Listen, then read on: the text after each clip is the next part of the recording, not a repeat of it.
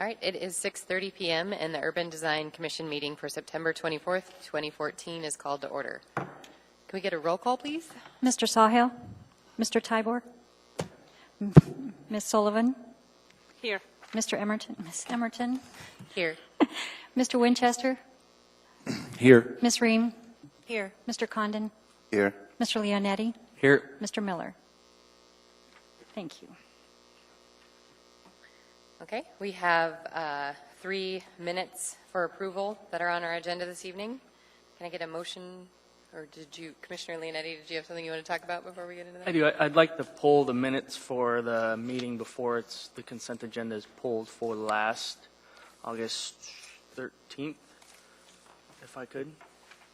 And then I'd also like to make request an agenda change. And I think I do that right now. And so that would be to move the resolutions of approval and the approval of the last meeting minutes for August 13th to the end after the petitioner's done presenting to discuss findings of facts for that case.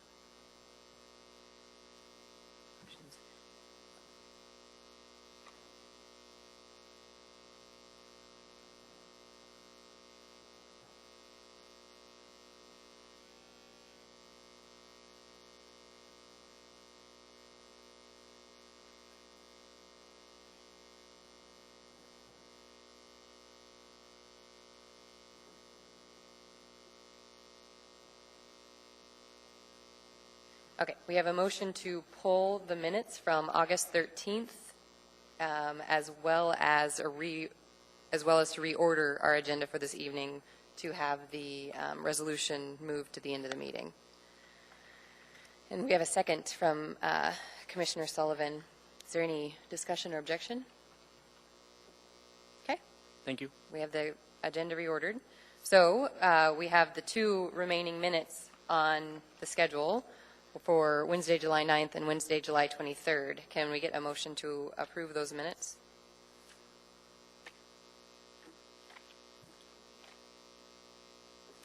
Okay, we have a motion to approve the minutes from Commissioner Condon and a second from Commissioner Ream. Is there any discussion, objection? Okay, those minutes are approved. Okay, do we have any disclosures for this evening? Commissioner Sullivan? Yes, I would like to be excused from case 2014-011 related to case 2014-0122. I was absent that meeting. Okay, thank you. Is there any objection to her being excused as she was not present? Okay, you are so not to participate in that. Yeah. So now we are going to move to the regular agenda. Since the consent agenda has been moved to the end of the meeting, I'm going to read the appeal process at this point in time. So an individual may have appeal rights relating to any action the Urban Design Commission takes, except Commission recommendations to the Assembly which are not appealable. Appeals must be filed with the Clerk's office within 20 days after approval by the Urban Design Commission of the resolution which is the Commission's final decision. A fee for the appeal is required at the time of filing. An individual may request written findings from any Commission decision within 7 days. So, having stated that, we are now on to case 20140098, which is the final site plan review. Do we have a staff presentation? Thank you, Madam Chair. This is a final review of an amended site plan and landscape plan for West Enroe School for their career technology education facility or facilities. The project consists of 2 building additions and associated site improvements. The first building addition will be to West High School and will be a 2-story addition.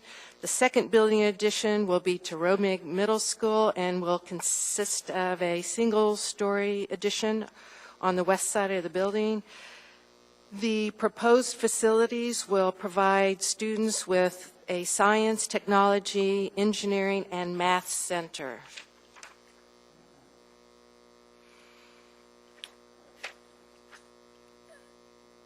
there's kind of a minor thing regarding a number of shrubs. There were 24 shrubs shown on the plans, while 45 are required for visual enhancement landscaping.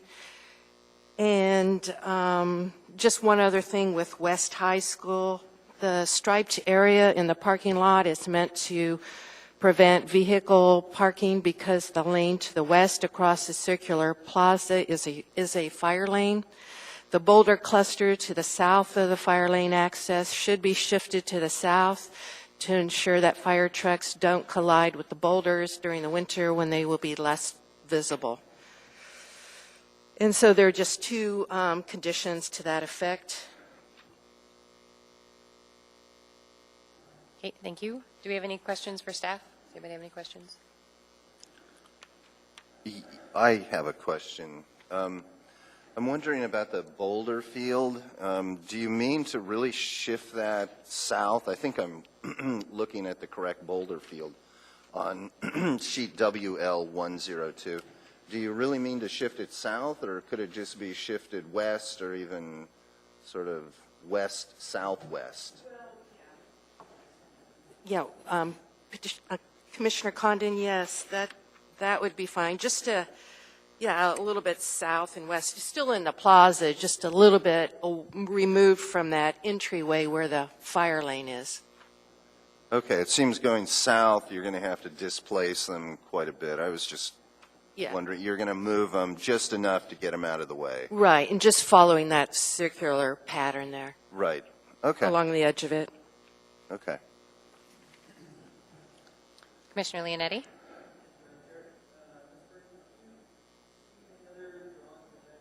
Commissioner Leonetti, is your mic on?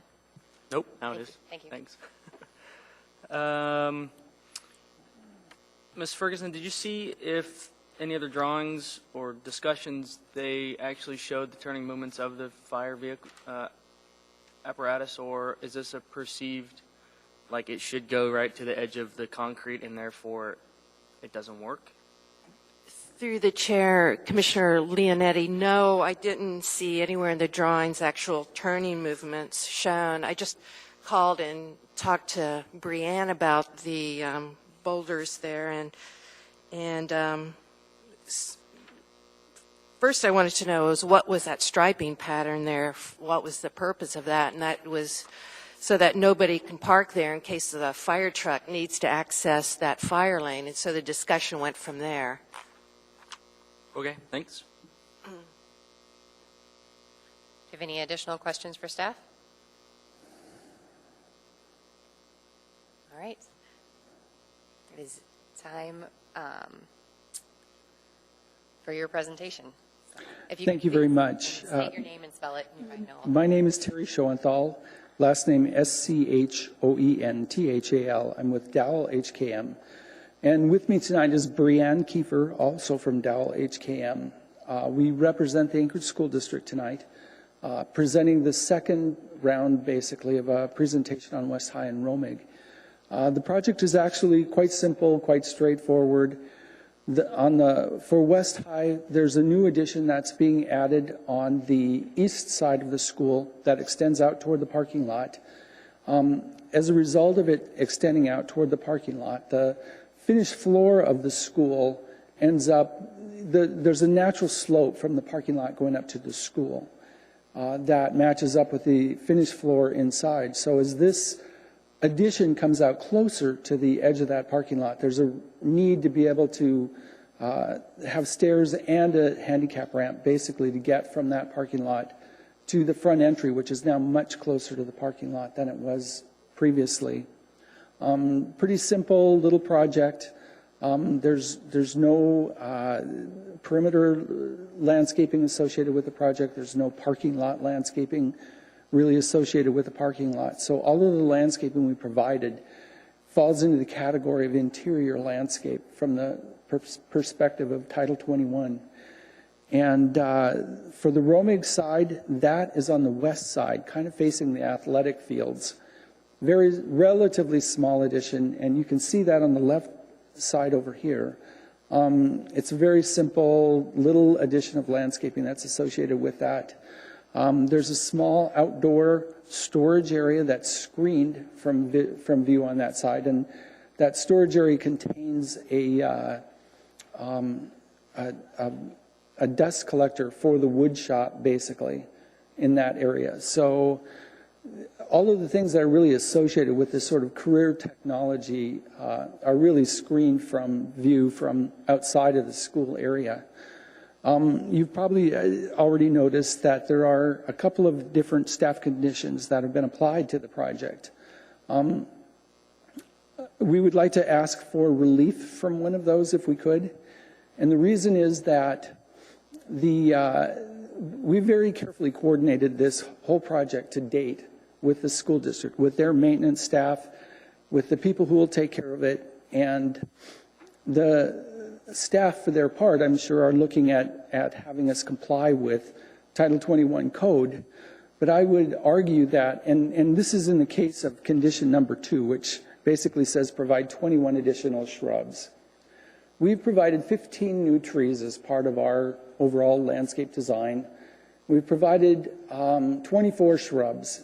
And traditionally, we've gone with a situation where if you provide, well, for every tree that you provide 3 shrubs.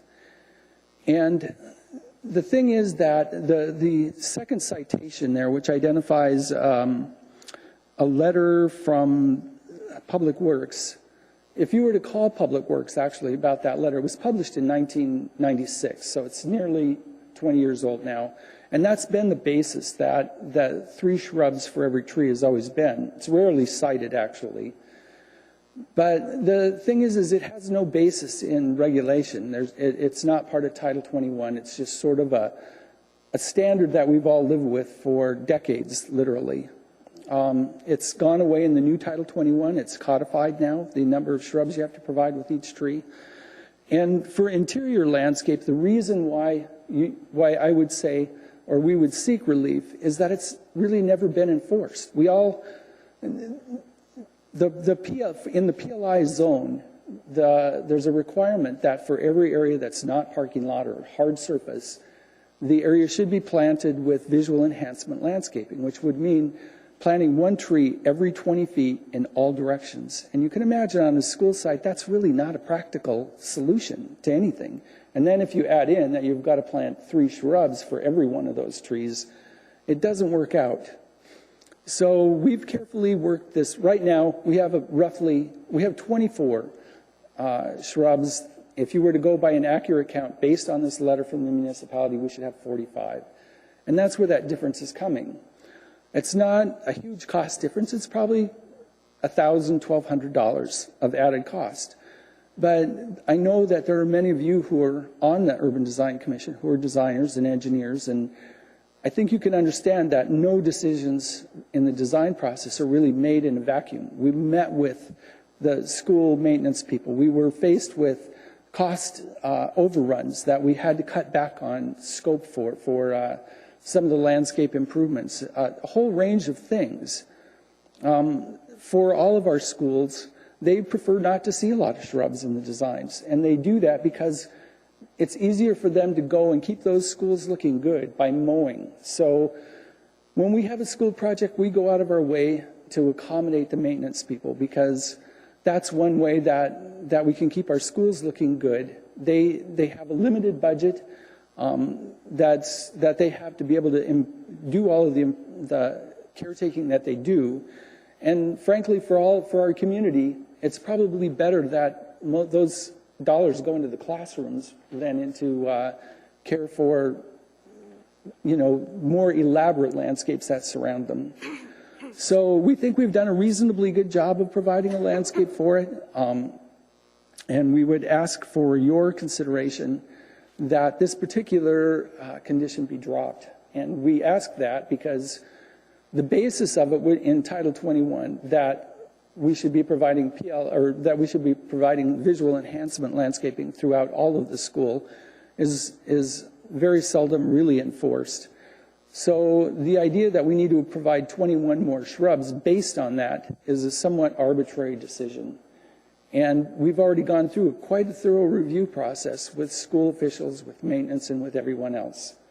So I understand where staff is coming from in making that requirement, but I would also suggest that our schools are a little bit better off maybe of focusing on more trees and fewer shrubs with regard to the open spaces on the schools.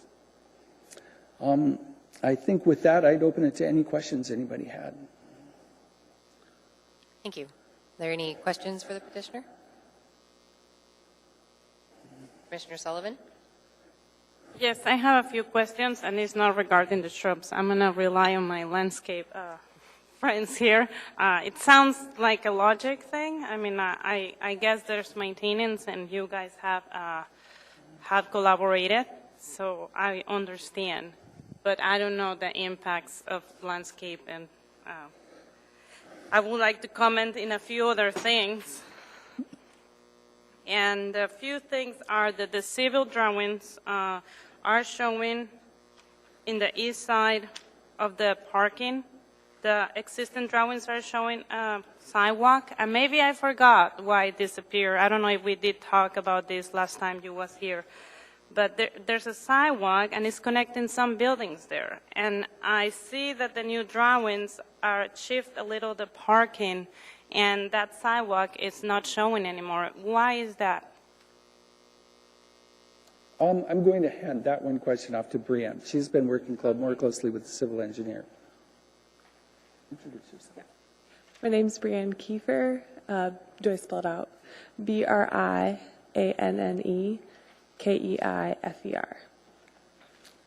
And then Commissioner Sullivan, are you talking about the sidewalk that's to the south of the? Yes, it's Or sorry, not the south, the east of the parking lot. And it has some connections to some little buildings that you could see in the photos. Yeah, there's a little bump out, kind of more towards the south of it. Yeah. So the building that is there right now, it was used for IT, and it won't be used anymore. So eventually that's going to be demolished. That's not part of this project, but there's no circulation that will be going on towards that building after this project. And as we know, some of the importance of doing site plans in schools is that try to connect the city with the schools and make easy circulation. Seems to me that that's a path that maybe people walking from Minnesota will use, and now I see that it's getting cut. I don't know if it's been looked. If it's the path that's to the east that's stubbing out and then ending, that one's going to a building that's in that area right now, and that building will no longer be in use. Okay, but if you're walking from you're walking Hillcrest? from Hillcrest, Oh, okay. yeah, it comes, I mean, it's existing, and then once you get to that point, it disappears. The idea with that would be that pedestrian traffic would then cross to the school, because if they continued south, there's no pedestrian connection south from there. There's no building that they're connecting to, or other pedestrian facilities southeast of that parking lot. So do you need to add like a crosswalk or something that makes it a little safer? Or not really? District. Yeah, I think that's a good observation. I mean, I'm just trying to make sense of what's happening. And then another observation that I had is I was looking at the ADA ramp that goes around to the entry of the building, and I was trying to get the scale. What's the slope of that ramp right now? It's under 1 to 12, Okay, so under it's ADA. So you probably are making that 30 inches the run.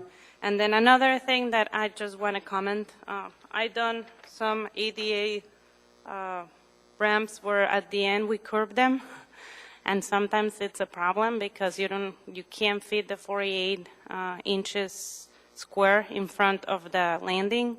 So I'm just like letting you know, because it happened to me once that it seemed to be a problem once it was built. So just check and make sure that once you stop that line, you have your 48. I think it's your, I think if your ramp is 42 inches, you just need 48 inches a straight square before you start your curb. Just notice that. Thank you. Thank you. Commissioner Leonetti? Thank you, Madam Chair. Thank you guys both for being here. I appreciate it. And I think that you have done a good job on the exterior portions of the landscape and the circulation movements. I do agree with you about handout number 38 in that it's almost obsolete. And it was brought up here maybe 4 or 5 months ago and it was not used. So I do intend to strike it from the condition. However, something that I was thinking that you probably have some feelings or thoughts about. When you look at the aerial on page 40 of the West High School edition, on the existing portion, which is to the northwest, looks like a strong foundation planting. And I haven't been to the site. I just perceive it from this drawing. And I think it would be great if that foundation planting continued along the north side of the building. Now, you mentioned that you had some discussions with maintenance, and I'm not talking like a lot, like 2 or 3 trees and some shrubs. And I really hesitate to throw numbers out because it's limiting.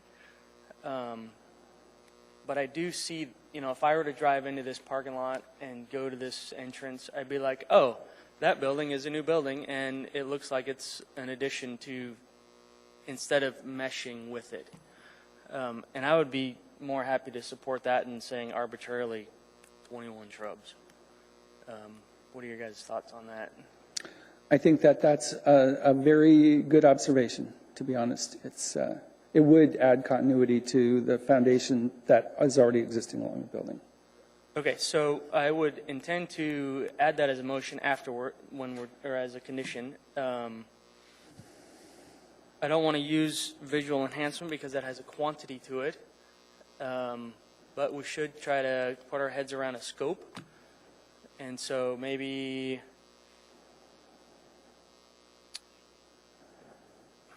we do have to put trees, a quantity or thoughts on. What are your thoughts on that? Could I suggest that we investigate the existing foundation plantings? Because if I try to identify a quantity tonight, it's very likely that we're not going to match up with what's out there now. And it would be good, I think, to try to match both in quantity and in species plantings that are already out there, so that it's really an appropriate and it looks like it's a continuation of what was already there. Okay, that's great. Thank you.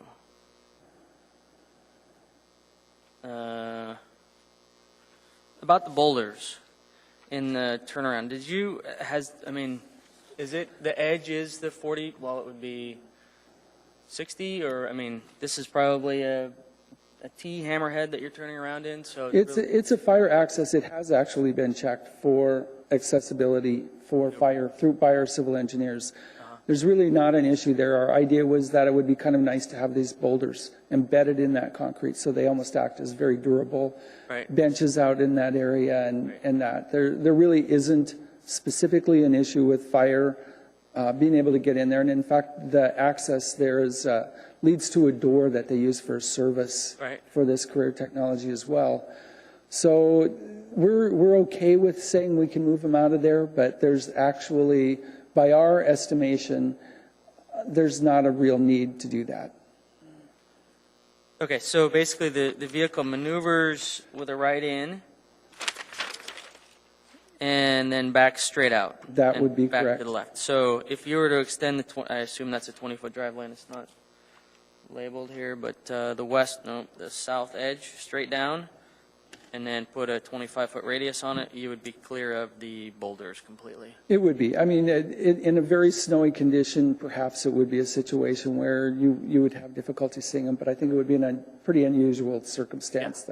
And the maneuvering, you wouldn't. Okay, good. So that's good. Thank you. Was there? I didn't see in the. I listened to the minutes from the previous one, or to the hearing from the previous one, and there was a lot of discussion about existing trees. And I didn't see in here that you're trying to save any. Was that intentional because the trees are so large that it would be, it'd be too costly to transplant them? We are saving a number of existing trees, Oh, great. and they run on the south side of the new addition mainly. That's where the larger trees are. There is some other plantings that are out near the main entry that would be to the northwest, I guess, of where the handicap ramp are, and they are potentially subject to demolition as a result of utility improvements. And our goal would be to replace them if we need to. We're right now in our plans, I believe we call them out as existing vegetation to be retained. And it would be it would be our preference to be able to do that. But all of the criteria, how much excavation they have to do to accommodate utilities isn't totally known to us at this point. So the vegetation that's on the south side where the fire lane is that we were just talking about is slated to be removed? No, that's slated to be retained. Okay, so we should, or rather, you should reflect that on sheet WC 103, actually, because it says remove all pavement, sidewalks, and miscellaneous site improvements within the demolition limits. Oh, they're outside the demo limits? Plantings around the inside of that. All of these, right? So all of the plantings right now are outside of the bounds of that demolition. Okay, so on this aerial, these nice yellow and fall colory type of things, whoops, those are going to get hacked, and they can't. They're not. So That is correct. okay, so on the north side of that little trail there. Okay. Those are all my questions. Thank you. Sharon, did you have something you wanted to add? Yes, I wanted to talk more about this shrub issue. Visual enhancement is a code requirement, and the school is required to adhere to visual enhancement landscaping. And under visual enhancement landscaping for shrubs, it says shrubs a minimum of 18 inches in height and ground cover or mulches placed so as to cover the ground in 3 years are required. And this has been, because of the vagueness of this issue, people have asked, well, how many shrubs is that?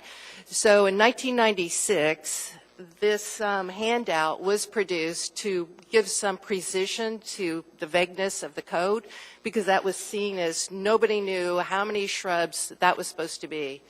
And so building safety developed this policy that's been used since 1996, and it's not, and I differ with Terry what he was saying where it's not enforced. If you took a landscape plan over to building safety to plan review today, they would measure the length of the perimeter, they would make sure that there was a tree every 20 feet, and they would make sure that there was 3 shrubs per tree. That has been in effect since 1996. Every time they review a plan, they check for that. That's about the only thing they do check for, is to make sure that the right number of trees and shrubs are on the plans. And we have been following that policy since 1996, so it is enforced and it's not arbitrary. I looked at this, and what first struck me was that it was pretty sparse when it came to the landscaping. And then I started counting the trees and counting the shrubs and noted that they were deficient for the West High School portion of it. The Romig portion of it hits it exactly. There are 3 shrubs for every tree. It's not, it's not an extra shrub or a shrub less. It hits it exactly. So I would just disagree with what Terry had said, that we do follow this, very much so to this day. And they did apply to come under the old code, so the old code is in effect, and that's visual enhancement landscaping. Any questions?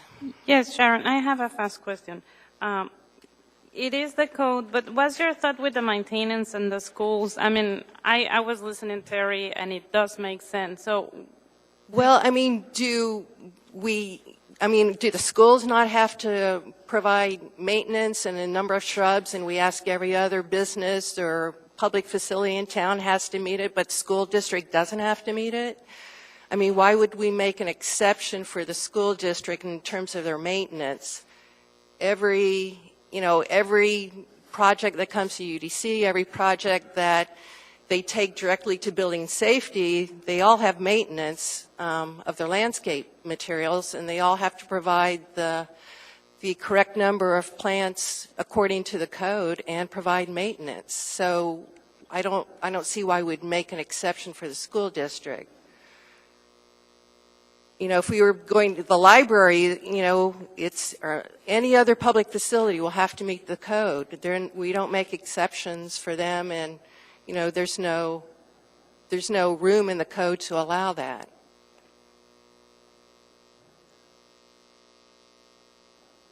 Commissioner Leonetti, did you have more on this? Yeah, I do.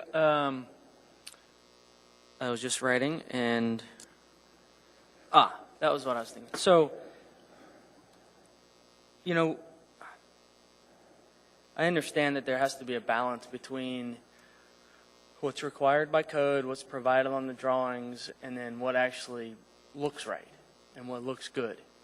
And that's why I suggested the addition of the plant material on the north side to match the existing that's on to the northwest of the project, because I think that the plan looks fine. I mean, okay, maybe it's shy a few shrubs, but I mean, the task for the Urban Design Commission is not to just shrub it up. I mean, we want this community to look good. And making it look good doesn't mean adding 21 shrubs. Making it look good means, to me anyway, having it be seamless with what's already there and existing. And if that means adding 3 trees and 19 shrubs, okay, I'm fine with it. But if it means adding a blob of 21 shrubs in the middle of a grassy area, it makes no sense. And so that's why I'm a little challenged here, because I understand that there's a code reference and this memo that's here.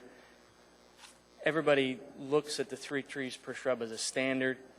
I mean, Sharon, we even talked about it in a past meeting that the handout is obsolete and nobody uses it, but everybody uses 3 trees per shrub. So I don't think that they're not adhering to the code if they implement, the existing vegetation that is parallel with the building. I presume from this aerial photo that it's somewhat vegetated. I mean, I can count 1, 2, 3, 4, 5, 6, 7, 8, maybe 9 trees on just this extent of the aerial. So, I mean, that's maybe 150 feet, maybe. So I kind of have this gut check, like, yeah, that would be better than saying put 21 shrubs wherever on the site. And so I think that it would be, I mean, obviously other commissioners have opinions if 21 shrubs should be added or if something else should be added, but that's why I was going the other direction and not requiring 21. And, I mean, because really, this has been a gray area of the code for years. And we've had this conversation for years, and the new code resolved it, for better or worse. That's it. But I would like to have dialogue with the other commissioners and not just me chiming in here. So thank you. Madam Chair, could I respond? Yeah, I just want to say, I mean, the idea is not to shrub it up. It's just, and handout number 38 was obsolete in that it also includes planting details that were just decades out of date, and it had a master tree and shrub list that was part of it too, and that was decades out of date too.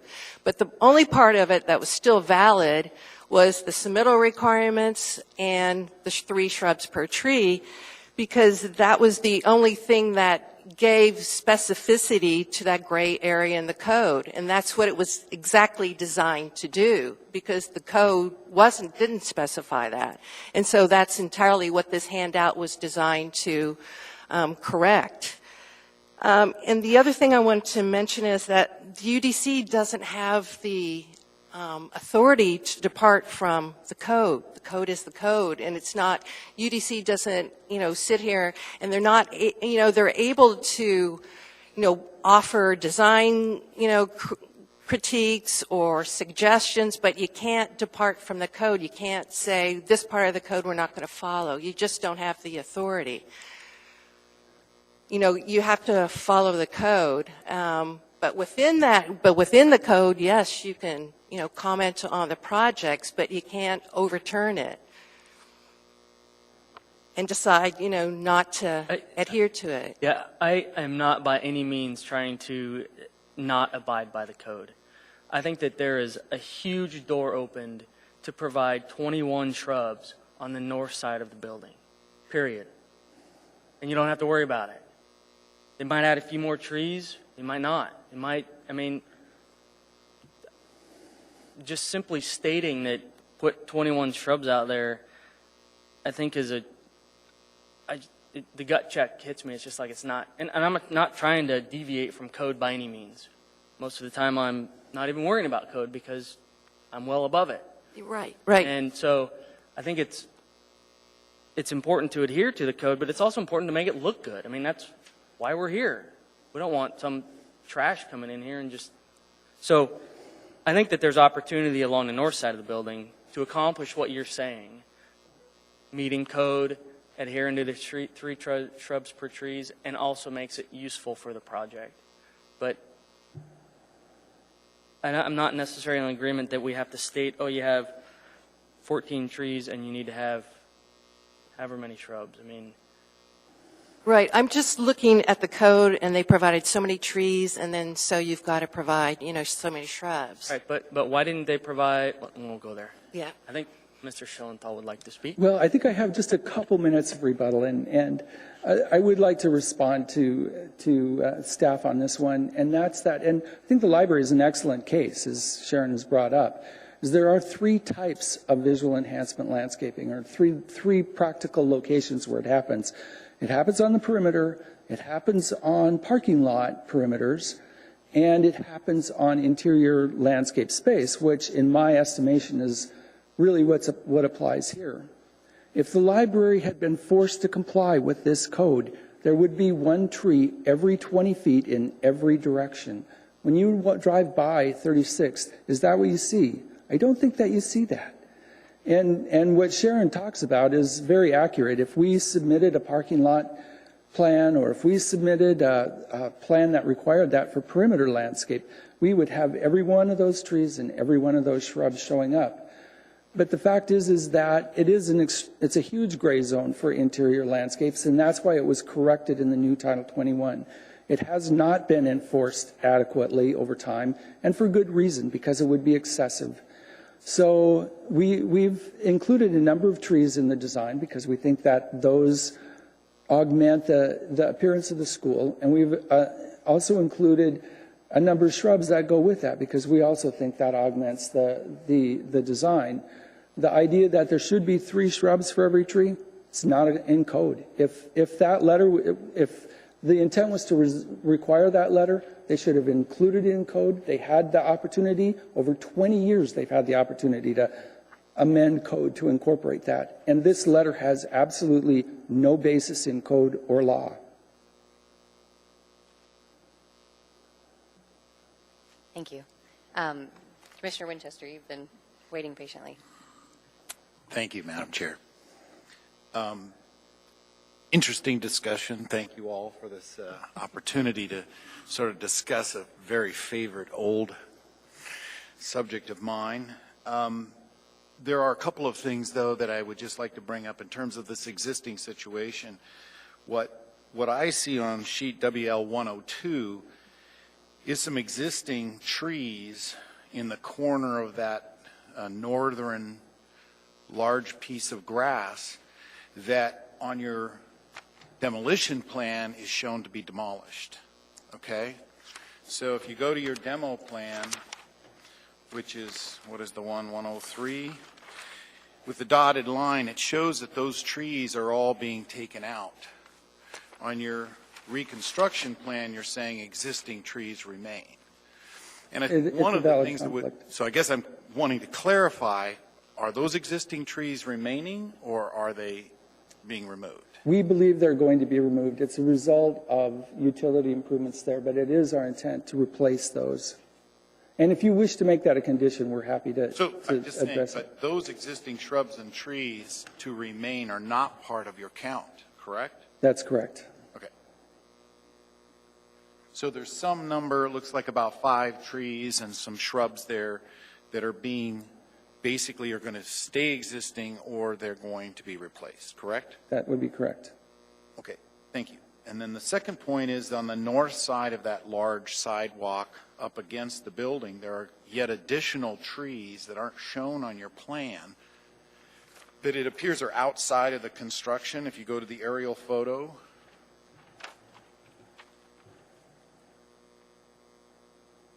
I mean, on the north side of that big 16-foot wide sidewalk there, or northwest side, there's a whole slew of trees. And I think this is what Mr. Leonetto was responding to in terms of the amount of trees that are located to the northwest as you sort of come down the building. Correct? Okay, so I'm clarifying kind of the conversation that I've heard here is that you're going to look at this amount of trees in this northwest area here, which is quite substantial, frankly, when I really look at that. And when I look at your rendering right there, you don't show any of those trees either coming down from the northwest or the existing ones that are going to remain in that corner there. Is that correct? The rendering is more to be able to show all of the hardscape things that are going on there. I mean, the plan is what governs. So Understood. I'm just saying, though, it would have reflected on your presentation better if we'd have seen all those trees there, trying to sort of look at it here on the plan and see what we're looking at and what's being removed, what's remaining. So we're actually going to have not just the 24 trees or the 15 trees, but we're going to have these existing trees all remaining or replaced, correct? that's correct. Okay. Thank you. That was my first sort of clarification area. I was really interested in this sidewalk coming in that was mentioned from Hillcrest Drive. On your demolition plan, you show it just sort of stopping on an angle and just nothing on sheet WC 105. And I think, you know, I wanted to recommend that at least they turn it yeah, like a certain, that because has to be, I mean, we really need to address how you either bring that up there and turn it into a crosswalk or something. yes, because people is going to want to cross right in the widest part of the parking lot, and seems to me that that's dangerous when cars are turning in, out, and it's the widest. So maybe that will help for safety. Yeah, good point. I think it's important, and this is something that maybe you just need to do from a design, maybe just a recommendation. You need to look at a pedestrian access to this particular area of the school. I happen to be familiar with it to some extent. There's a lot of kids who walk up the Chester Creek Hill in the morning out of the other side of Chester Lake there, and they come up to the Hillcrest Drive, and then they're going to cross Hillcrest to get to the school. Now, traditionally, this was not allowed for them to really enter this area of the school, maybe down at the Science Edition, but this area was hasn't been used for major access. So the kids end up going to the north and in the major entrance right by the auditorium. But it really appears to me that you've created a whole new major northwest entrance for the pedestrians in the morning and the afternoon for the kids here. And you haven't really addressed how those kids are going to get down and across Hillcrest Drive. Or maybe you have. Have you? I think that we probably have not, to be honest. So, I mean, I think it's a valid concern. Yeah, I mean, it's 1,500 students, and I bet there's several hundred walk up that hill in the morning and come to the school, and we really need to look at how those kids are going to safely get into the school through this sort of parking lot, you know, drop-off area that occurs here. Okay? So it would be my recommendation. I'm not saying what the solution is, but I certainly think you need to really address it. Part of the project. Okay. now we get on to the other subject of the shrubs versus the trees. And, I have long been an advocate of sort of Mr. Leonetti's perspective that a project needs to really look for what is best for it. I certainly would advocate for more trees, larger pieces of landscaping and less shrubbery around schools. Having been an architect for a major school facility, the shrubs never survive, and they also harbor folks that we don't want to see around schools. The shrubs tend to be where people lay under and do that sort of thing. So having more trees and less shrubs is not a problem, but I think we need to look at least augmenting the trees, as you mentioned, to get them up to something that looks like what the rest of the facility is.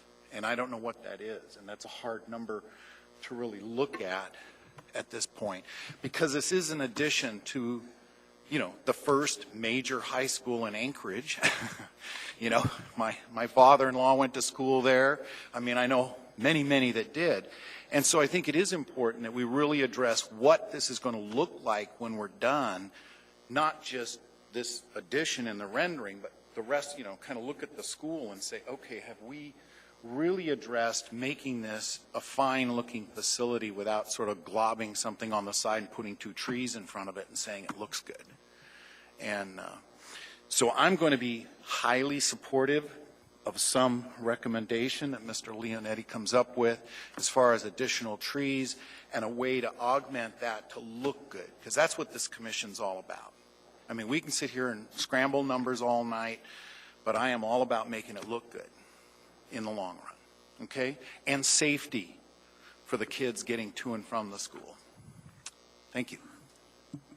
So Sharon, when you guys counted the need for 21 additional shrubs, you mentioned that 5 trees wasn't included into the main count? The ones that are going to be Right now, we have 15 trees. Okay. And if you were to go by the 3 shrubs for every tree, we should have 45, and we have 24. Okay. Sharon, did you have something you wanted to? Yes, thank you, Madam Chair. I just wanted to respond to what Commissioner Winchester and Leonetti had recommended, just putting more trees out there. And that's fine with me, and there is precedent for the UDC having done that in the past. When we've looked at highway screening landscaping, there have been proposals where we're supposed to still follow the 3 shrubs per tree, but in a highway setting, often those shrubs are lost. And so the UDC in the past has agreed to substitute additional trees and not putting the shrubs in or putting fewer shrubs in. And we've all agreed that's a good idea. So in this case, and we've used the ratio in the past of 4 shrubs for 1 tree. And, there is, as I said, precedent for a UDC having done that in the past. Thank you. Commissioner Leonetti?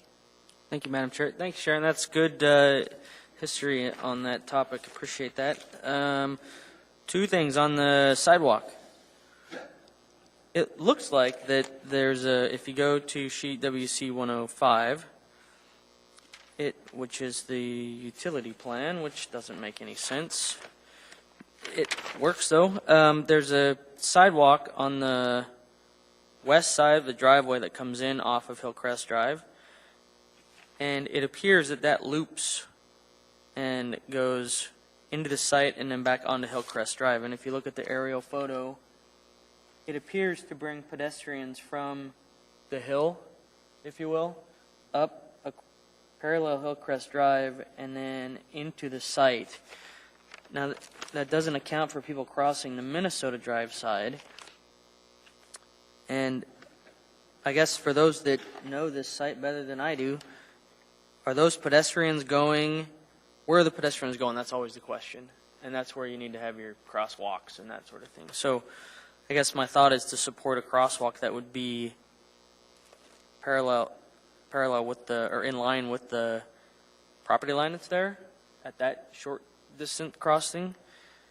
And I don't think that it would be that bad to add a sidewalk where it's getting taken out. I mean, I think that there's going to be There's a huge T building, and it looks like a couple outbuildings, and I think Ms. Kiefer said that a building was being removed. I don't know which one was, but and the aerial is probably the best location to see that.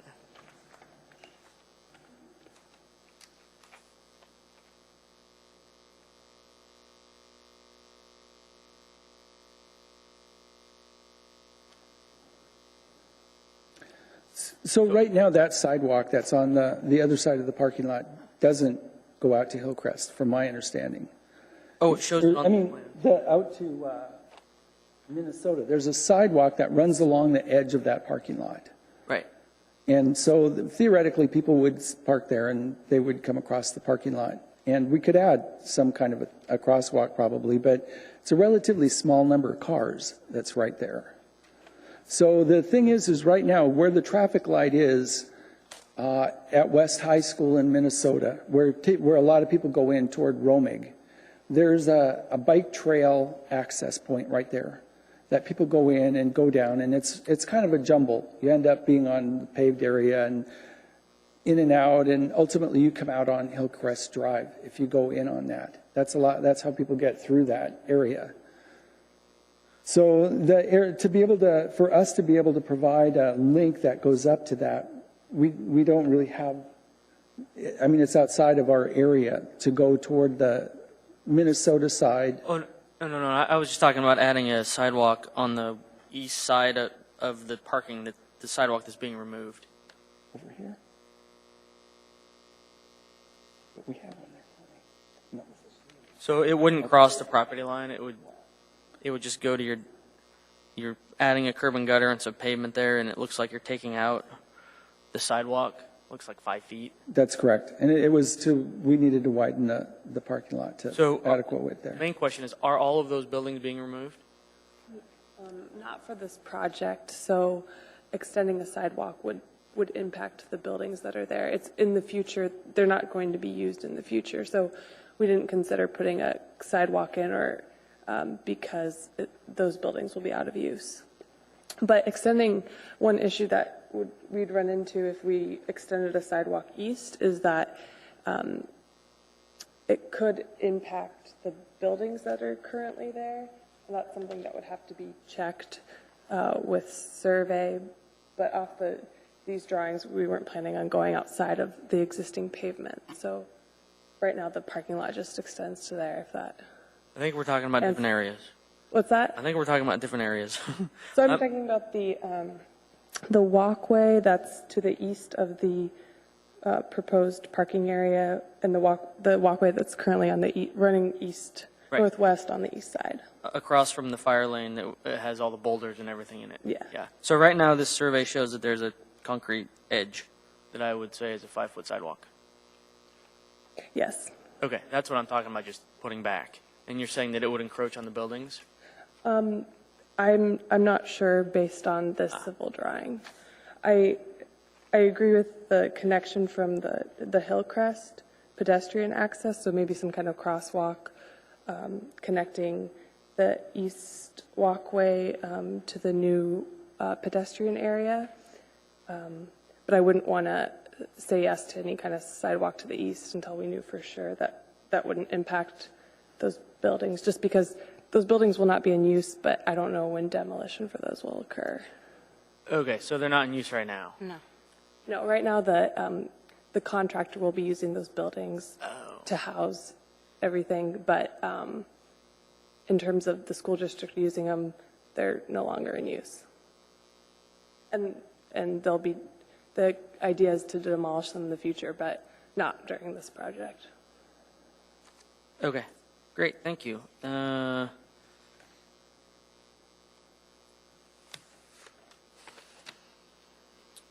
had a thought about some the south, in the same neck of the woods, the south side of this on WL 102, the south side of the new addition. Was there intention on adding vegetation there as well, or is there something that we're missing that would prevent that?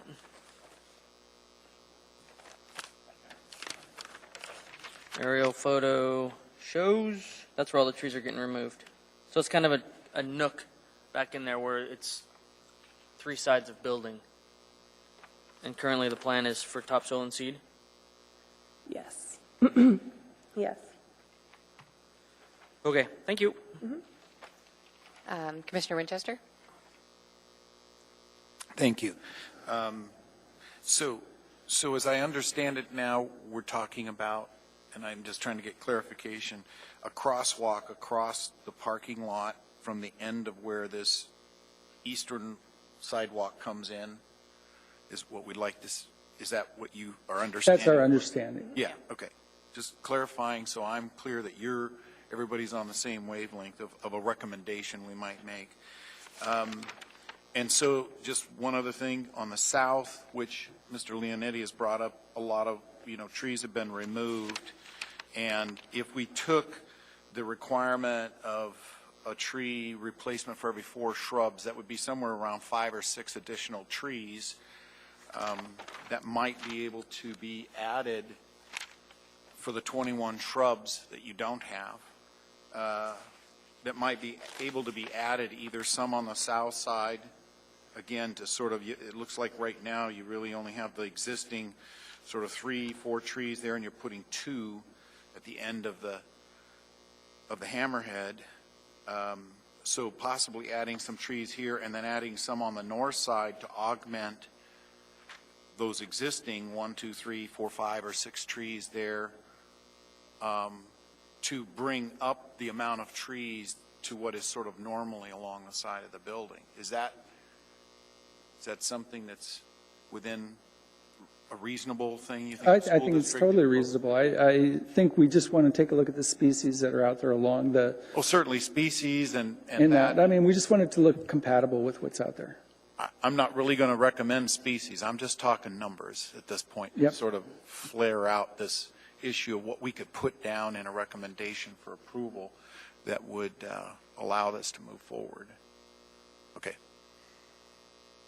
Thank you. Do we have any additional questions for the petitioner?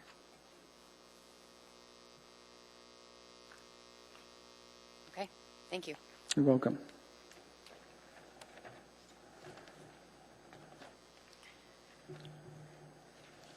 Okay, so the matter now rests with the commission. Can I get a motion to approve case 20140098? A motion to approve from Commissioner Leonetti and a second from Commissioner Sullivan. Commissioner Leonetti, would you please state your motion? Thank you, Madam Chair. I would like to make a motion for approval for case number 2014-0098 for the final review of amended site plan and landscape plan for West and Roebuck School and Career Technology Education Facility. I would like to include the motions that, or the conditions that staff has, and I will make changes once we move forward.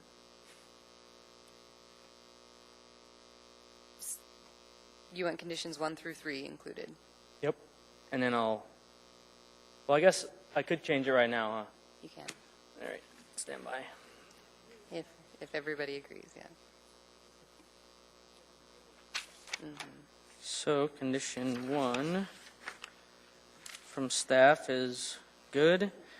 Condition 2, I would like to delete. Condition 3, I would like to delete. And I'd like to make condition 4 say, provide the same quantity and species of trees and shrubs on the north side of the addition in compatibility and coordination with the adjacent building to the northwest. Condition number 5 would be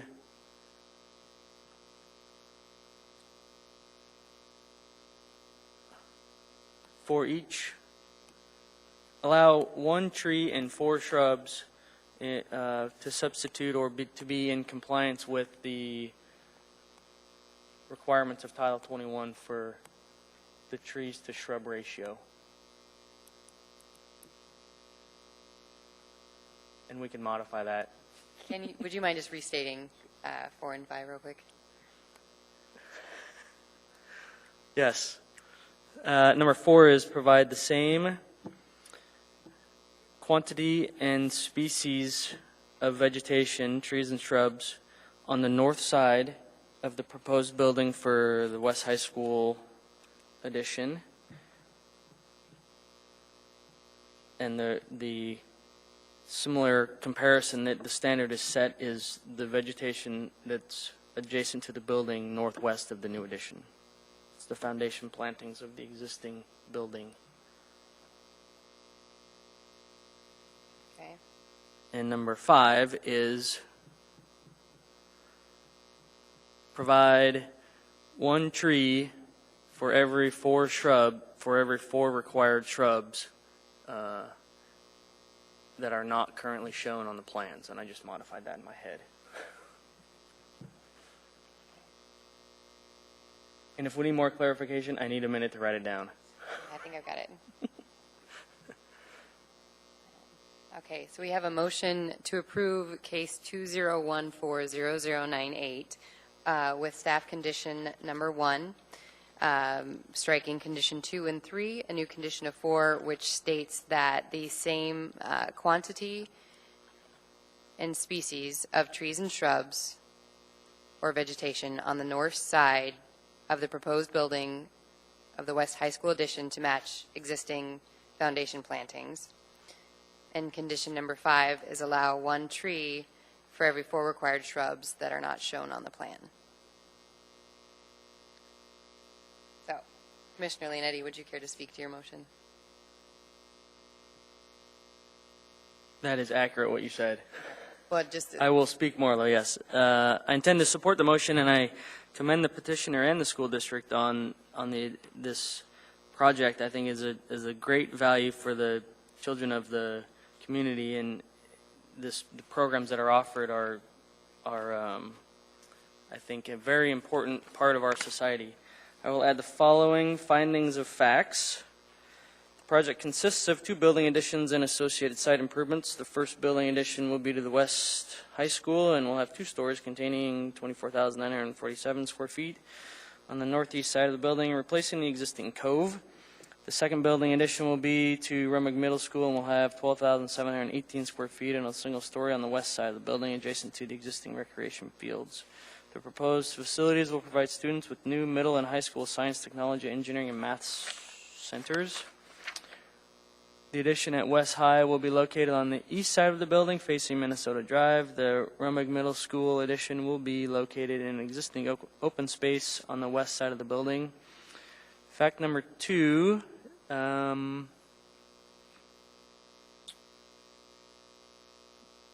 the plans further the goals and policies of the Comprehensive Development Plan for policies number 44, which is design and build public improvements for the long-term use, and policy number 78, which is design municipal facilities frequented by the public, particularly schools, to accommodate year-round multi-purpose activities.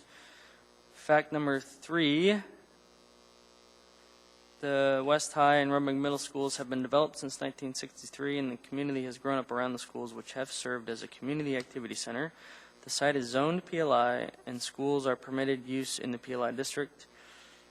The proposed additions do not affect neighborhood compatibility. Number 4, the additions will not have a negative effect on vehicular and pedestrian circulation or safety. That's it. Thank you. Thank you. Commissioner Sullivan, would you like to speak to your second? Fast question, what happened to the boulder? The boulder? Okay, and that's, okay, I just got lost in that one. I concur with Commissioner Ed Leonetti. on all his findings, and in adding 4 and 5, I would just like to recommend that they take a look into that sidewalk that ends into the curb, which I trust that you guys will do it. I don't think we need to add it as a condition, and thank you. Thank you, Commissioner Sullivan. Do we have any additional discussion on the motion? Commissioner Condon? Yes, Madam Chair. I'd just like to remind the petitioner about the crosswalk across Hillcrest, make sure that we get that taken care of. Thank you. Thank you, Commissioner Condon. Commissioner Winchester? Thank you. And that was reiterating what Mr. Condon said. More importantly, I think just really having the school district do kind of a quick pedestrian, sort of access review, and noting that you are providing now a new, very main entrance off of Hillcrest that the kids are going to use. There's no question. And I'm just want to, take that into consideration as you look at those crosswalks. Because I don't know exactly how they're going to have to be configured, but at least make sure you watch how the kids are getting there now. Thank you. And Commissioner Ream? Yes, thank you. I just wanted to add that I am not sure that the finding of fact for that the additions will not have an effect on the pedestrian safety has actually been proven. I don't think that is a finding of fact tonight. And I wanted to ask the Commission if you think we should add that the condition B, they do add some sort of crosswalk or treatment in the areas where we have, as you said, hundreds or many students crossing from the Hillcrest sidewalk to the new main entrance. I think it might be important to add as a condition. I think they'll do it. I just want to make sure that it's addressed as something that it was not a finding of fact, and it might be.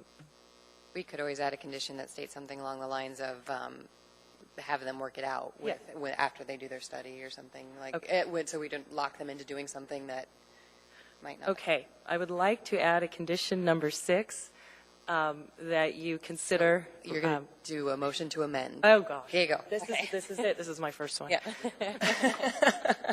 I apologize ahead of time. I would like to make a motion to amend, and in that motion, that amendment, I would like to add a condition number 6 that you consider the treatment at the pedestrian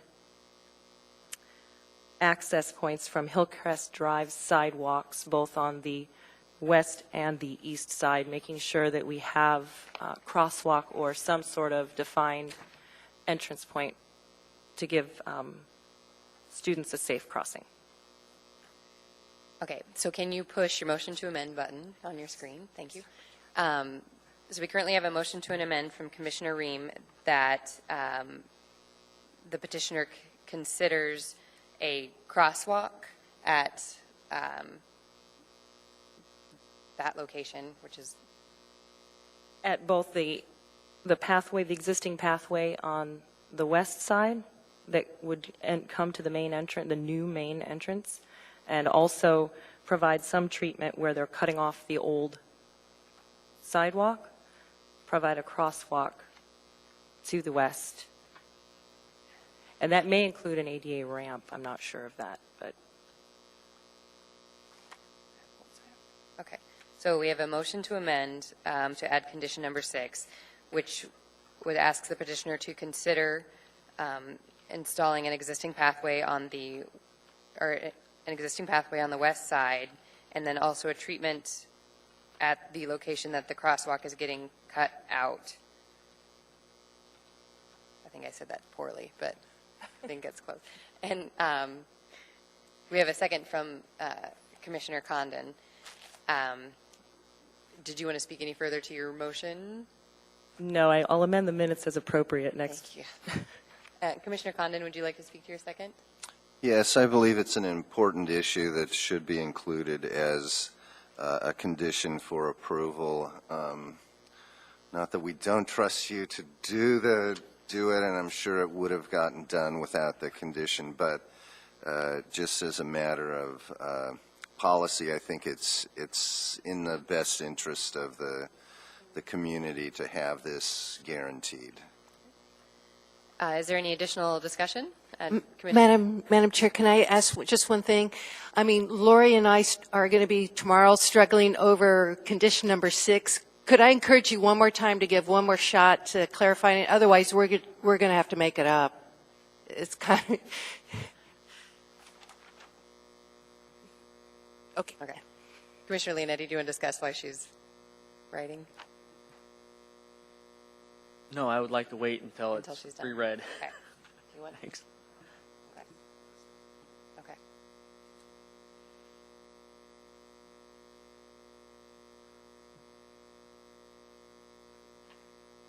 Okay. Yeah, go ahead, Commissioner Winchester. While she's writing that up, I mean, from my perspective, it was that they do some level of pedestrian survey or look at, actually go out there and see how many students are coming and then augment their plan to accommodate those students with crosswalks and access to this new entry. I mean, that's as simple as it is. In other words, go look at it, study it, come back to Sharon with a recommendation based on, hey, we have 200 kids come across here in the morning, or we have 10. I mean, I don't need you to have this huge, thing if there's only 10 kids coming there. But if, look at what's really happening, and you'll get a feel for that if you just go out there and watch for a couple of mornings and a couple of afternoons and know what you're really dealing with. And it just appeared that hadn't happened. You fully admitted that. We just never really looked at that. So, thank you. Commissioner Leonetti? Yeah, while we're having some dialogue here, I guess I was thinking that maybe a pedestrian study might be a little onerous, but a couple site visits doesn't seem too bad, but I don't know if we want to do a report or anything. I wasn't thinking of a 30-page. Yeah. Of a 30-page study. I was just thinking of go out there, look at what's there for a couple of days, bring back those statistics to Sharon and say, hey, we have photographs and we have the numbers. It's 50 came here and 100 came from there, and and this is what we plan to do to accommodate those 150 students. Yeah. That's all. Okay. And I think they can work with them to accommodate what's required. I mean, we don't have to get into the technical side. Okay, Commissioner Ream. Okay, I'm going to try again. So condition number 6 would be to consider providing a crosswalk or some sort of pedestrian treatment from treatment to the new proposed main entrance from the existing path on the north side of the driveway and where we end the existing sidewalk to the east side of the driveway entrance. One more time. Would you say, I'm sorry, I write very slow. I could never repeat it. No, I'm kidding. Consider providing a crosswalk or some sort of pedestrian treatment to the new proposed main entrance from the existing path, which is to the west of the new driveway entrance, to the west of the driveway entrance, and where we end the existing sidewalk east of the driveway entrance.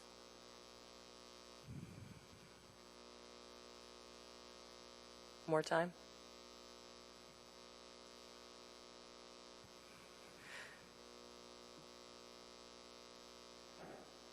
Okay, I'm going to restate this.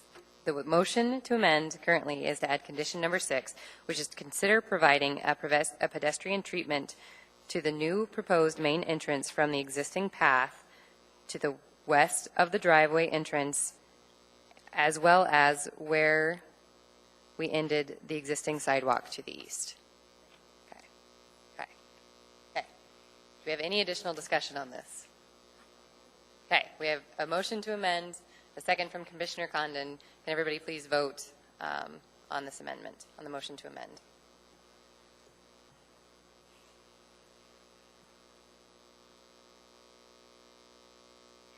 Okay, the motion to amend has passed.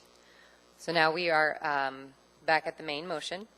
which is a motion for approval for case 2014-0098, which with staff's condition number 1, striking condition 2 and 3, condition number 4 and 5, and now 6.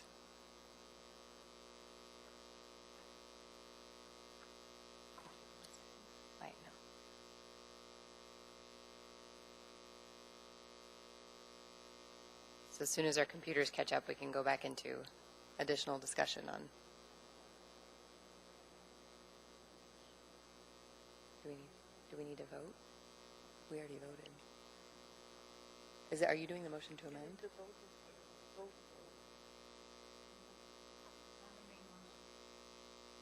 Or are we going to, can't we still discuss the main motion? I was just restating it. To amend, and now we're voting to move forward with the original.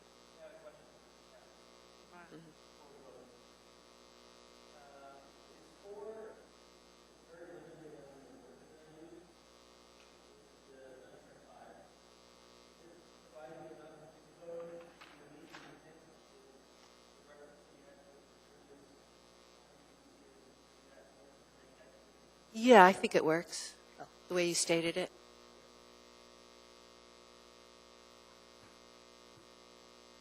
Does anybody have any additional discussion before we vote? No? Okay. So everybody's pretty much voted, I think. Yes? Yeah, I think so. Well, I think so. We're still sitting here. So that motion has passed.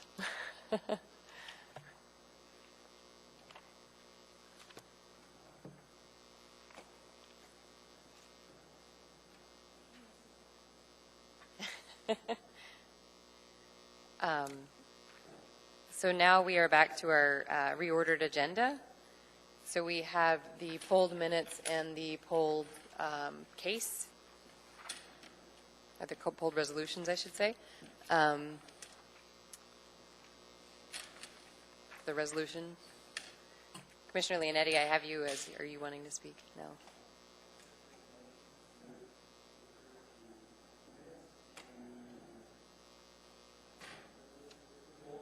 Is your mic on? Now it is. Thank you. I'd like to make a motion to approve the meeting minutes of August 13th and the resolution for 2014-011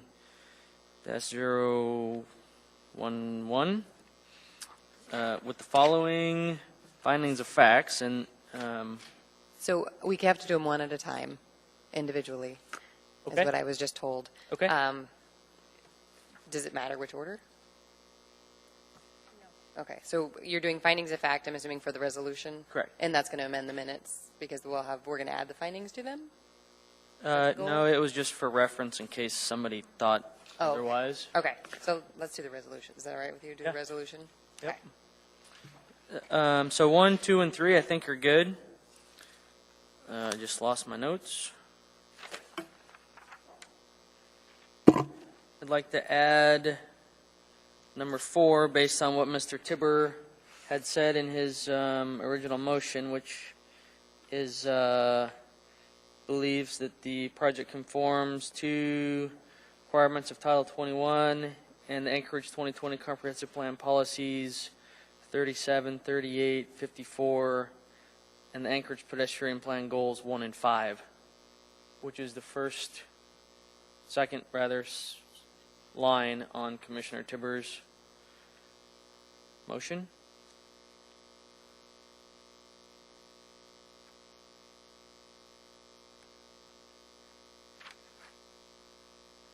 So do we vote on that now then? Is that how that works?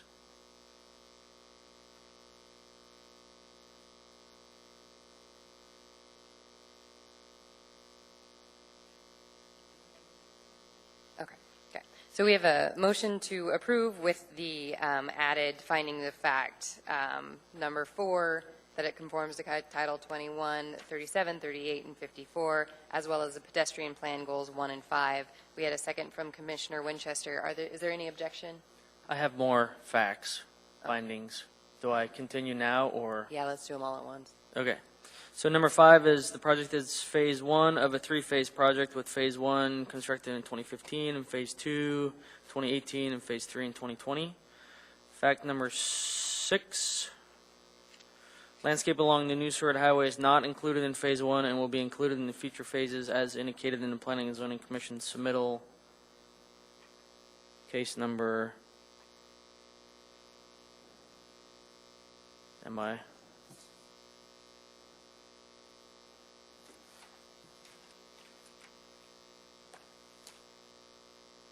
(2014-122). Don't know. Number 7, pathway lighting along New Seward Highway is not included in Phase 1 and will be included in the future phases. Fact number 8, decorative fencing along the New Seward Highway and sound attenuation walls are not included in Phase 1 and will be included in future phases. And that's it.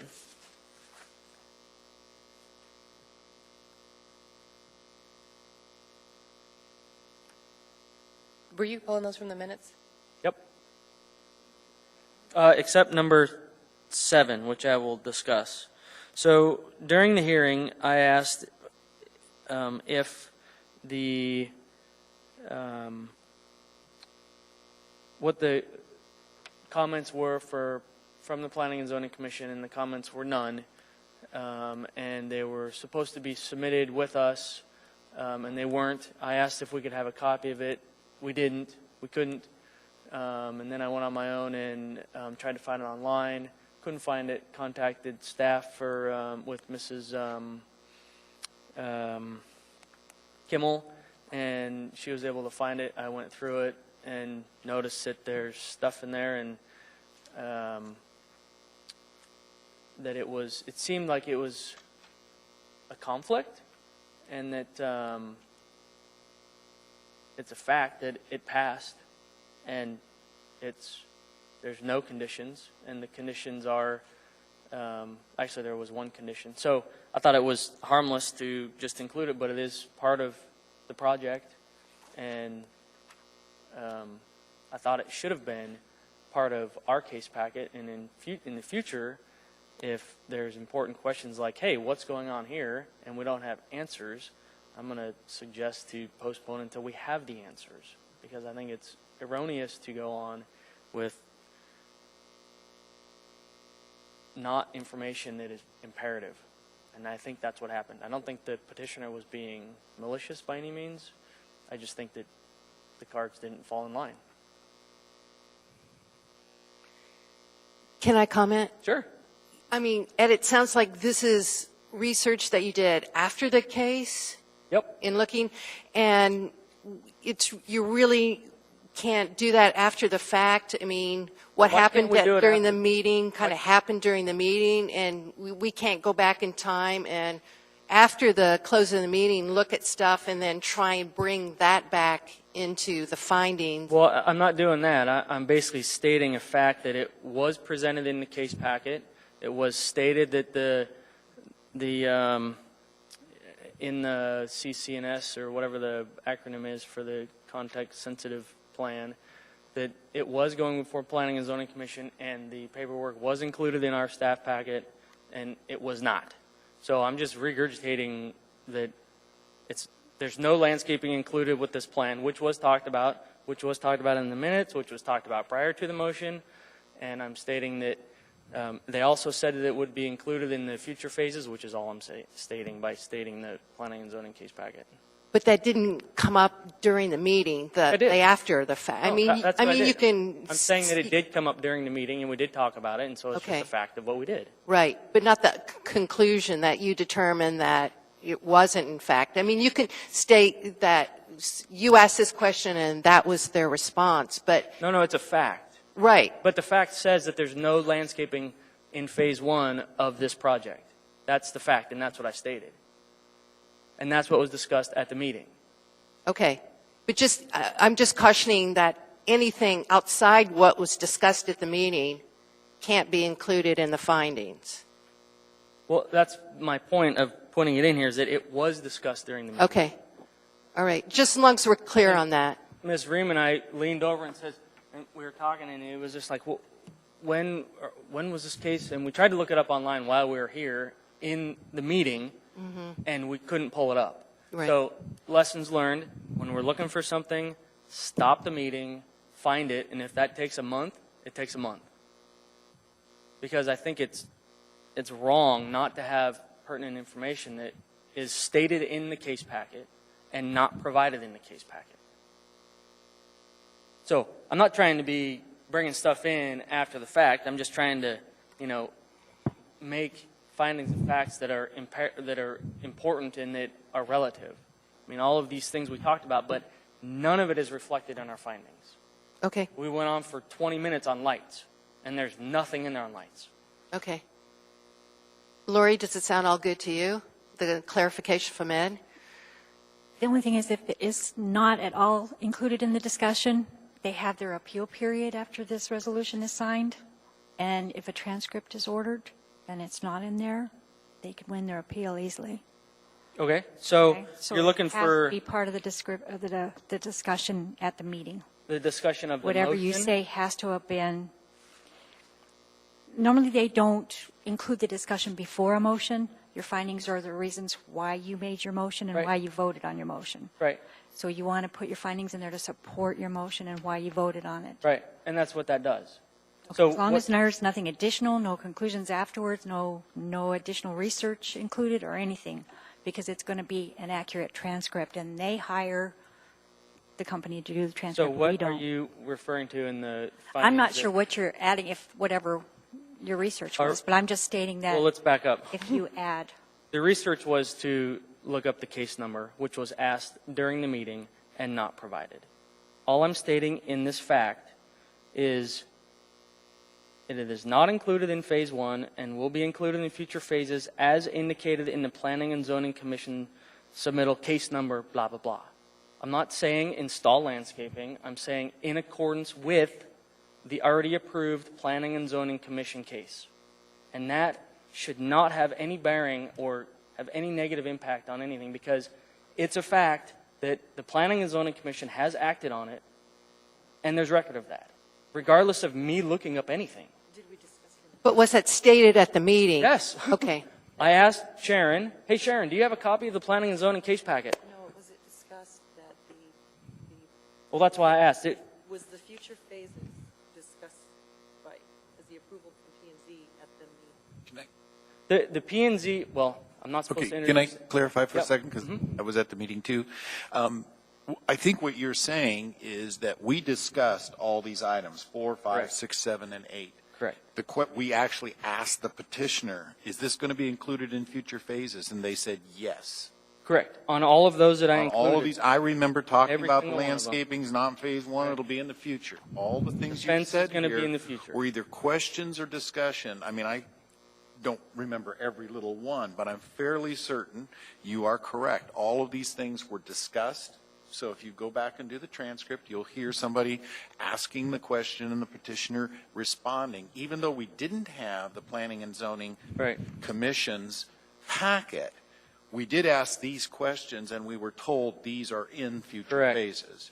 And so I don't really have any particular problem adding these as part of the findings of fact, because we sometimes here don't get enough of that in there. And I think these are very relevant because we debated them very heavily, whether Lengthy, yeah. these things need, and we were continuously told this is just Phase 1. Correct. And, future phases will include these things. Right. So I don't have a problem with that. may I suggest sending it back for a rewrite? Sure. To have Yeah. you like it and then come back to your next meeting? Absolutely. Would Sure. that be okay, So do we Sharon? postpone it Yeah. then, or? Yeah. That's What do we probably think? That's great. safest course of action. Okay. And if we want to add that this was what was stated at the meeting, and the commission has further added 4, 5, 6, 7, and 8 that were items that maybe weren't in other words, we didn't state them as findings of fact as part of the, at the meeting, but these items were discussed, and these were pertinent to the case and were agreed to or stated in this way. And I don't know if that's maybe a separate category that can be added to the resolution, because I do remember all these, and I do remember we discussed them. And the comment was always, oh yeah, that's a future phase. That's Yeah. a future phase. Yep. I think, Lori, you're going to say something. Go ahead. It just brings up the importance of making really clear findings, because otherwise Lori has to look at the whole discussion, an hour-long discussion of the project, and try and pick and choose among all the items that were discussed, what's important to include in findings, what's not important to include in the findings.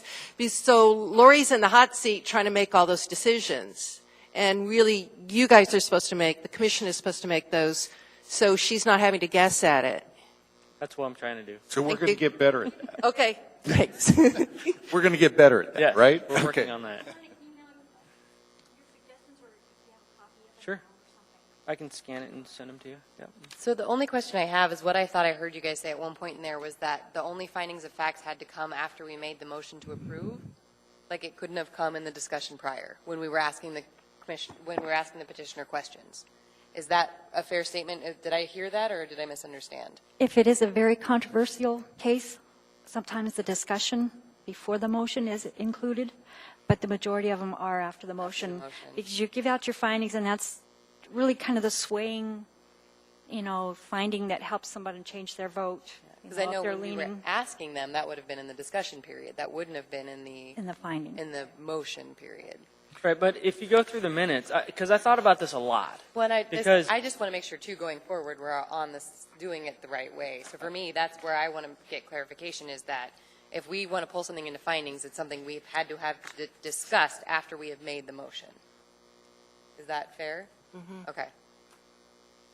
I thought about this a lot, and I do think that it's important, as itemized as I get, to just state fact number one. And then if it's not clear, like tonight, it was clarified, and that's perfect. That's the way I think the process is supposed to work, because I went through these minutes to try to figure out, because I looked at it, I read the minutes, and I looked at the resolution, and I was like, wow, there's only 3, and Tibber says 4 or 5 things right here. So it is hard to decipher from these lengthy paragraphs that we ramble about what is a fact and what is not. And I have things underlined here that support these additional facts, and I'm not trying to bring anything in after the fact or anything. I'm just trying to make sure that the petitioner has the necessary documentation that he needs to have his project. And that if he gets contested by some general public, then we have it documented, like this is what was talked about, these are the facts that were presented to us, and this is what we went off of. And that's as simple as it gets. Yeah, I don't disagree. I guess I was just, for my purposes going forward, want to make sure we're all on the same page. Like that discussion that we have prior when we're talking to them doesn't count. Nope. So, anyways, Commissioner Condon, did you have? Yes, Madam Chair. This issue of a case being over and done and we can't go back and revisit it because we're in the present, well, we're asked to, approve this consent agenda, and that's in the present, and that's now. And as Commissioner Leonetti points out, that he wants to pull something from the consent agenda, which means that it is no longer a matter of consent by the board, but is now open for further discussion. So my understanding of the process is that an item can be removed from the consent agenda and further discussed without having to be shackled. I mean, if we approve the consent agenda, it's a done deal. But until that consent agenda is approved, the matter is still in limbo. Okay, I'll clarify that for you. When a commissioner requests to pull something from the consent agenda, whether it's minutes or it's a resolution, that is usually for clarification purposes, kind of like what we're doing tonight. Like a commissioner said, well, the findings didn't capture a finding that I had, and so, or it was inaccurately stated. And the same is true of the resolution. When I write the resolution, if I didn't capture the essence of what the commission had said in terms of their findings, then that's the opportunity for the commission to correct me and say, no, we really meant this. But it's not an opportunity to discuss the case further. That window is closed when when the commission closed the case. You can't open it up to discuss, well, I think they should have done this and I think they should have done that, because it's done and it's over with. The only purpose of pulling these is to make corrections to either the minutes or the resolutions. Like, as I said, we got something inaccurately stated or we didn't capture the findings correctly. But it's not to re-discuss the case or the merits of the case. Do I make that clear? Is it clear? Or? Yeah, I suppose it's going to take a little more research into Robert's Rules of Order to make sure that that is the case, because what if we voted to not approve the consent agenda? Then what? Well, you'd have to, what were the reasons for not approving the consent agenda? Because the case hasn't been rectified. But the case is not on the docket on the consent agenda. The resolutions of approval are. So we're not opening up the case. All we're doing is approving the resolutions of approval on the consent agenda. It's not case packet, case number, blah, blah, blah, with this huge packet. All of a sudden now we're looking at it again. It's just this one page right here that we're approving on the consent agenda. So it doesn't open up the whole project again, because it's just this one page that we're looking at and the minutes. So if you have problems with the minutes, that's when you pull it. If you have problems with the resolution, that's when you pull it off the consent agenda. I think Ed said it a lot better than I did. Yeah. So is it clear now? Okay. Yeah. Yeah. And I think one of the things that you mentioned that I think is relevant to these additional 5 items that Mr. Leonetti has is that these 5 items did sway our vote, regardless of whether, we stated it in the findings of fact. I think he's basically recapping it. Well, we listened to them tell us all these things were in future phases that we had questions on, and we probably should have made sure we put that in the findings. And I think it's a good point. I mean, we talked about all those items, and these 3 findings of fact really don't capture the level of detail we looked at this, and then we're told things that swayed our opinion to a particular vote. So I'm in agreement that let's just strengthen it up. It's where I'm at. We'll look at it next meeting. So do we need to make a motion to postpone? Or I mean, what do? So then To return it for rewrite. so there's a motion on the table to approve it. So do I need to rescind that?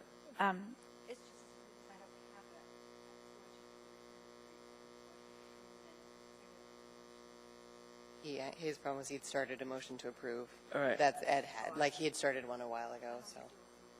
Okay, I just restate it. So I need to I'd like to rescind the motion that I just made. Okay, fine. And then Is that what make I'm a supposed to do? And then make a motion to return the resolution. Okay, so now I'd like to make a motion to bring the meeting minutes of August 13th. Didn't we approve the minute? We pulled the minutes we pulled both. And the resolutions of approval for case number 2014-011 back to reconsider at the next meeting, or whenever's earliest for staff. I don't know when the next meeting is.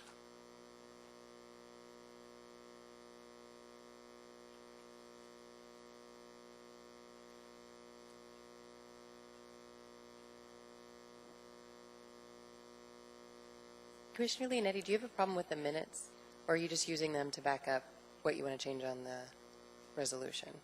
I was using them as backup, and if I didn't know if anybody interpreted or saw anything in there that. So should we approve the minutes and then just send the resolution back for rewrite? Are you comfortable with that? Sure. Okay, because that way we could just take these off, and then next time when we come back, this is all that needs to be rewritten. Okay. We So- should keep it'd be good to keep them together, so if anybody has any questions about it, they can reflect on the minutes. When we go back. Yeah. Yeah. But I can approve them. I mean, Yeah, I think approving, we can still, they're still there for reference. That doesn't change Right. that. So. okay, so I move to approve. I need to hit this button.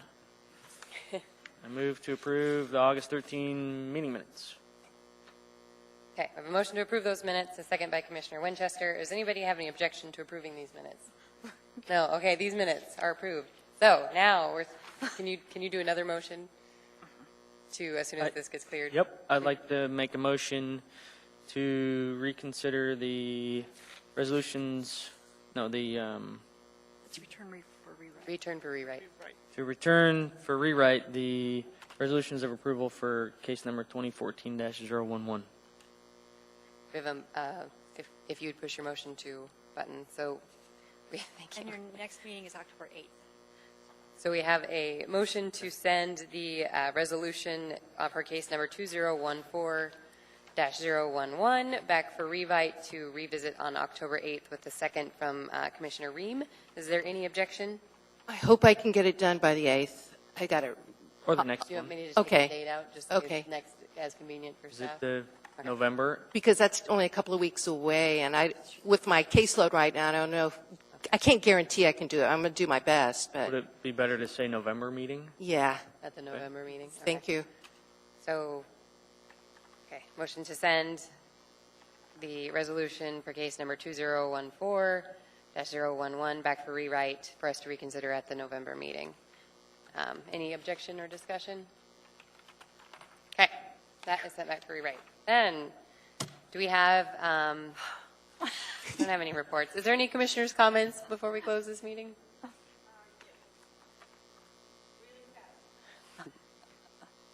We need some training. There's some training coming. Erica sent the invitation. It's on November 16. It's a Sunday.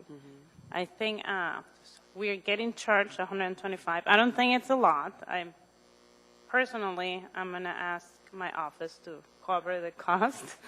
But I think it's going to be a really, I mean, they have the rules, they have, the program is a very good program. I think we should do an effort to attend, to become better at these meetings. Erica sent the invitation. Do you know about that, Sharon? I don't either. Yeah. It was November 16th. November 16th. Should I forward? Maybe she forwarded to the wrong Send it to person. me. No, I got it. Got it. No, you got. I got did it. you guys got it? Yeah, I think the whole EDC got it. So everyone got it? Yeah. Okay. The end of Except last the Muni staff. but- okay. It was for the planning. Yeah. It was a planning. Oh, it's the annual planning commission? Yeah. Oh, I see. I believe Okay. they had one last year. Some of the board members and commissioners showed. Right, right. And everybody, yeah, okay. So it's, yeah, they do this commissioner training annually. Does it's good, Sharon? Have you attended I've it? attended maybe 2 of them, but it was years ago. But yeah, I think it's helpful. I think it's useful. Yeah. Okay. Especially, I mean, if you have the opportunity to ask them certain questions now that you want them to cover, like they've done Robert's Rules of, order, if they know in advance what you want training on, they'll try and cover it. And there's like suggestions like when you pull a minute, you have to have a motion on the floor before you can discuss it to pull it. Same with your consent agenda. You do a motion to approve the consent agenda, then you pull your resolution. There's nothing remaining on the consent agenda, so your motion just lapses. But it has to be a motion on the floor to discuss it or pull that item. Okay? Did I do that? You can reorder the agenda from nothing anytime. Okay. Let's go. We can go? Okay. Can I get a motion to adjourn, please? Okay. We have a motion to adjourn from Commissioner Ream, a second from Commissioner Sullivan. We are adjourned.